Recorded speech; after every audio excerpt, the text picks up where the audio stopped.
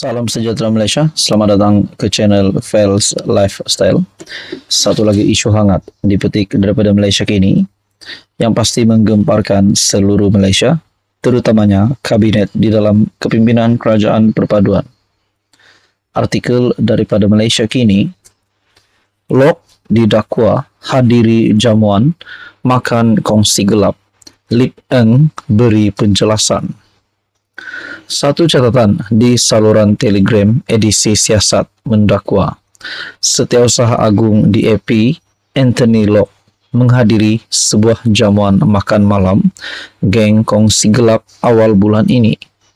Bagaimanapun ahli Parlimen Kepong Lim Lip Eng yang turut hadir pada majlis itu memberitahu Malaysia kini bahawa majlis itu sebenarnya adalah makan malam bagi mengumpul dana yang dianjurkan oleh sebuah persatuan perdagangan yang berdaftar. Ahli Parlimen DAP itu berkata, majlis makan malam tersebut diadakan di sebuah dewan sempena sambutan Tahun Baharu Cina.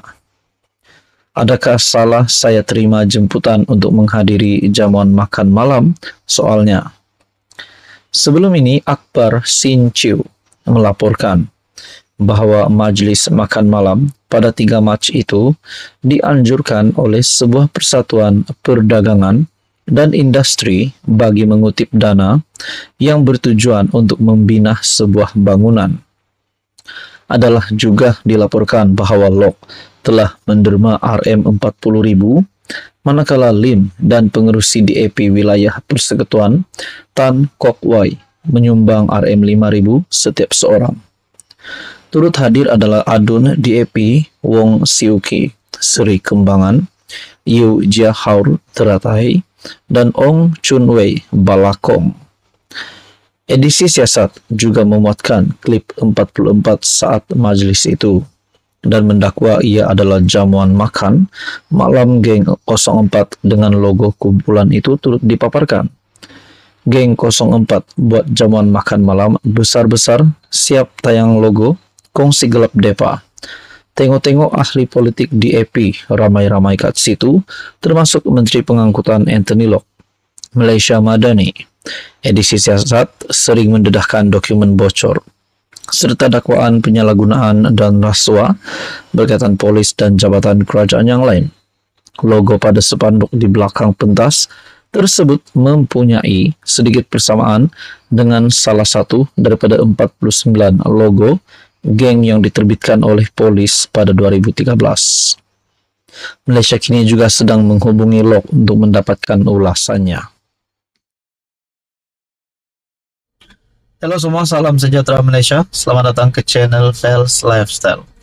Tuan-tuan dan puan yang amat dihormati semua, berkaitan dengan kenyataan Muhyiddin Yassin sebelum ini yang mengesahkan bekas Presiden Muda ataupun Ahli Parlimen Muar Syed Saddiq yang akan menyertai jelajah Perikatan Nasional.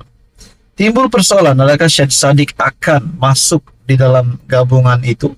Walaupun kita tahu Syed Saddiq memang adalah seorang ahli politik yang pro Perikatan Nasional. Nah, tuan-tuan dan puan, apa sebenarnya tujuan ataupun apa sebenarnya sebab Syed Saddiq menyertai jelajah PN itu? Walhal dalam masa yang sama, Parti Muda tidak sama sekali akan menyertai jelajah itu. Dan kita boleh kata mungkin ini adalah keputusan individu MP Muar itu. Sebelum ini, selepas Syed Saddiq yang menarik sokongan daripada Kerajaan Perpaduan, ada juga yang mengecam Syed Saddiq kenapa beliau menarik sokongan, sedangkan beliau perlu ada yang berkata relevan untuk beliau berada dalam kerajaan berbanding pembangkang. Nah, saudara-saudara yang amat dihormati, satu artikel daripada FMT, Jelajah PN, platform Syed Saddiq tonjol diri, kata penganalisis. Adakah ini jalan terakhir Syed Saddiq untuk menonjolkan diri? Sedangkan dalam masa yang sama, kita tahu keputusan mahkamah 7 tahun penjara terhadap MP Muar itu 7 tahun kalau tak silap dan denda 10 juta serta 2 sebatan. Namun saudara-saudara, di dalam artikel ini kata penganalisis Jelajah PN, platform Syed Saddiq tonjol diri. Langkah menggunakan platform PN mungkin cara selamat bagi bekas presiden muda itu untuk menjadi kembali relevan. Seperti yang kita tahu juga, Syed Saddiq telah meletakkan jawatan sebagai presiden muda. Penganalisis berpendapat penyertaan Syed Saddiq Syed Abdul Rahman dalam siri Jelajah PN ke seluruh negara mungkin antara usahanya untuk menonjolkan dirinya semula dalam persada politik.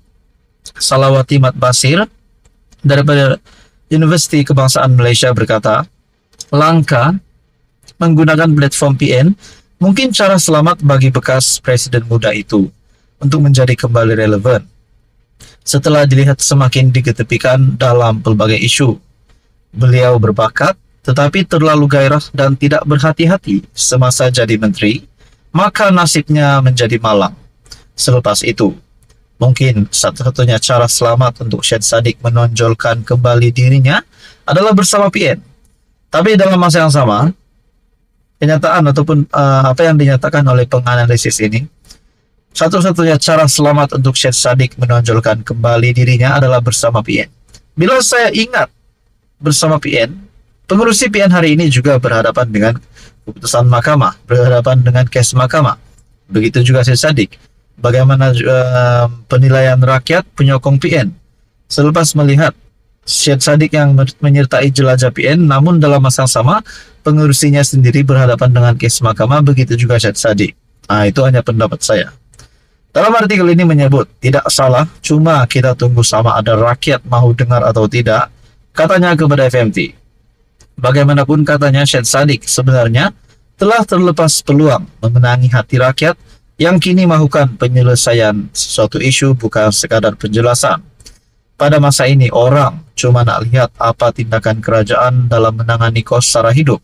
Buang masa menjelajah sahaja kalau rakyat tak datang, katanya. Sementara itu Azmi Hasan daripada Akademi Nusantara berkata, langkah menyertai Jelajah PN tidak akan memberikan nafas baharu buat Syed Saddiq, namun mampu mewujudkan situasi menang-menang antara muda dan PN. Hal ini karena parti itu memerlukan dukungan gabungan yang kuat setelah ditolak oleh PH, katanya. Tak banyak pilihan muda untuk memilih sertai Jelajah PN ini. Dalam hal ini, muda akan mendapat sokongan PN. Begitu juga PN yang sukar untuk menarik pengundi bukan Melayu akan dibantu muda. Nah, saudara-saudara, apa komen Anda berkaitan dengan isu ini? Sekian saja, teruskan bersama di dalam channel ini.